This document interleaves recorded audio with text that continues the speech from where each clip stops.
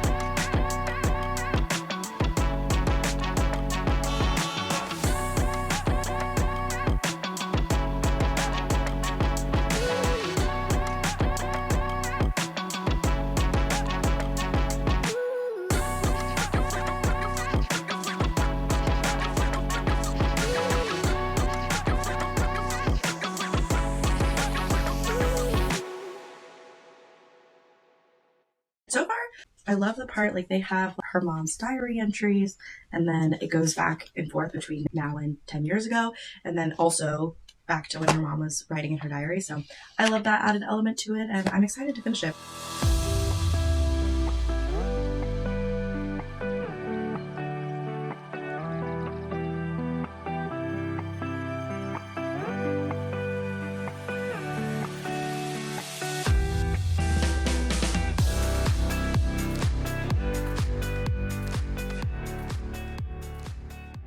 So far, this would be like a 4-star read for me. I don't have any notes. It just doesn't give me that 5-star feeling. Carley Fortune is so good at atmosphere, and I really want to go to this resort on the lake that our family owns, but I'm scared of this last 100 pages because the internet has made me sad.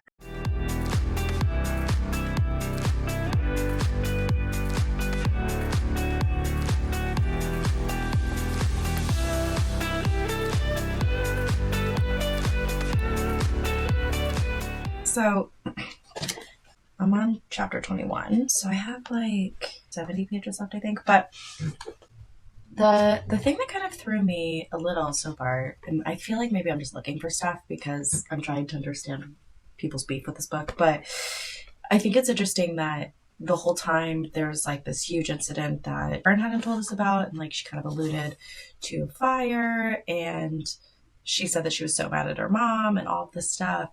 And it turns out that it's because when she read her mom's diaries, she realized the truth that she felt like she already knew, which is that her mom's friend, who was her dad for all intents and purposes, wasn't her real dad, like wasn't her biological dad.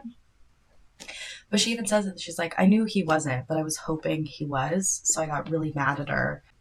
And like, she does talk about how she contacted her biological father and he had a wife and kids and didn't want anything to do with her. And I get that, like, making her go into a spiral as a teenager and then consequently the fire that ends up happening. But I think what I don't understand is her being like, I was so mad at my mom. And it's like, you knew that he wasn't your biological dad. And so then when you found out for sure that he wasn't, then you're mad at her. but I think I need a little bit more as to why she's mad at her mom. That's my main question here so far. But so I'm a little. That's the only thing that I'm a little like, oh, that was it, because they've talked the whole time about this like thing that she was mad at her mom about and this incident that happened, and it's like that was it. So that's kind of interesting. But anyway.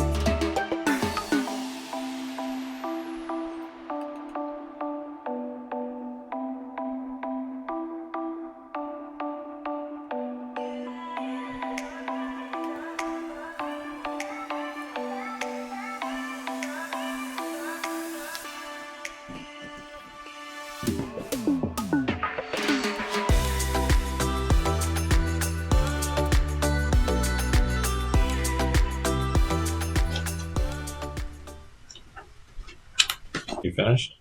I finished. Nice. Oh boy. Okay. Well, I feel like I'm usually like the hot take person. You good? Are you talking to me? This was scared me. I feel like I'm kind of. You can put your headphones back. Okay. I feel like I'm kind of the hot take person with these things. Like, I feel like I'm usually. It's usually because everybody loves something, and I'm like, really? And this time, like, I don't know what y'all are talking about. I really liked it. Yeah, this was like 4, maybe 5 stars. I think it probably is 4.5 just because I think that there's like a little bit of like, oh, I don't know. This may be 5 stars. I don't know. It's a slow burn for sure. And I think the thing about this one is that it does feel a little bit more like a slice of life, which I really like. Yeah, no, this is 5. This is 5 stars. I guess I should probably marinate it on a little bit more and may change my mind, but I just feel like, as somebody who is the age of the characters now in the timeline, they're 32, so am I, and it's flashing back 10 years. I remember what like Love at 22 felt like. I know what Love at 32 feels like. And I also know how much you change between then and now. That was a loud siren. I think it just felt very real. Like, I did put a few tabs in there. I really only tab if it's a scene particularly warms my heart. And then I did underline a few things or highlight a few things. But so yeah, it felt much more of like a slice of life, and like, you know, them trying to figure it out. And what it looks like figuring something out in your 20s looks really different than what you're trying to figure out in your 30s. Like, it just does. And so I think that it really spanned beautifully the decade that of these two characters from their 20s, young 20s, to their early 30s, that's just you're very different person from point A to point B. I loved the love story between her mom and Peter, and if there was like a book about them, I would not be upset about it, because I loved that he was going to love her no matter what, and he just wanted whatever peace he could have. And I think that's so beautiful. And it also is a parallel, right? Because he stepped in as her dad, and then, you know, Will stepped in for his niece to be her dad.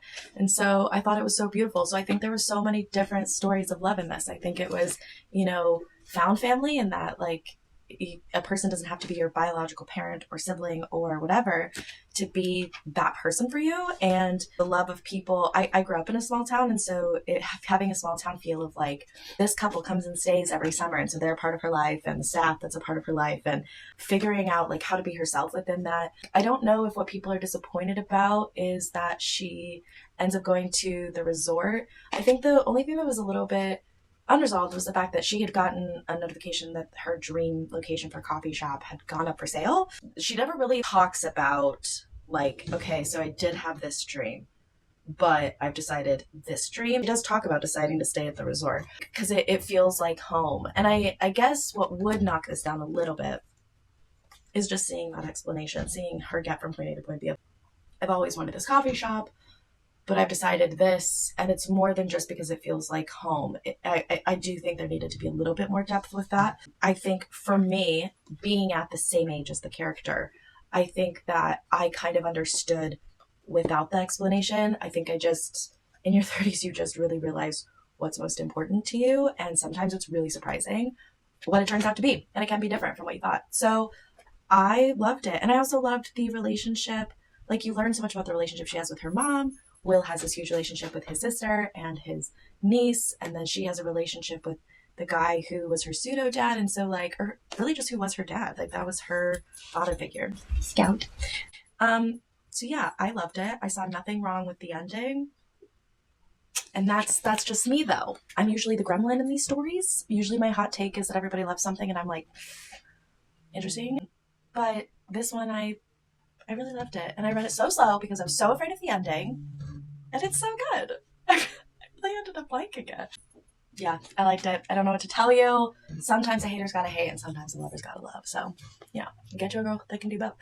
And I'm going to go over what my summer TBR is because I don't do it by month. I'm too much of a mood reader, too much of a slow reader to do that, but I do them seasonally more. So I do have that coming. And otherwise, please tell me what you liked about this book, what you didn't like about this book. Can you further explain to me what you didn't like about the ending? Surely I'm missing something. Anyway, I enjoyed it. I liked it. It was a great way to start off the summer. Carley Fortune is so good with atmosphere, honestly. And then there were a ton of songs mentioned in this, like, especially in the beginning, they're like listing songs left and right. So I started making a Spotify playlist called Summer TBR, and it's either it's either songs that were directly mentioned in this book or songs that remind me of this book. And so I put it in there, and as I read my Summer TBR, I will add more songs to it, but I'll link that down below. And otherwise, happy reading, happy summer. I know summer doesn't start technically till the end of June, but I'm in LA and it's already hot as shit, meaning I can count it as summer. So I'm going to. Anyway, on to the next one. But I liked it. Sue me. Bye!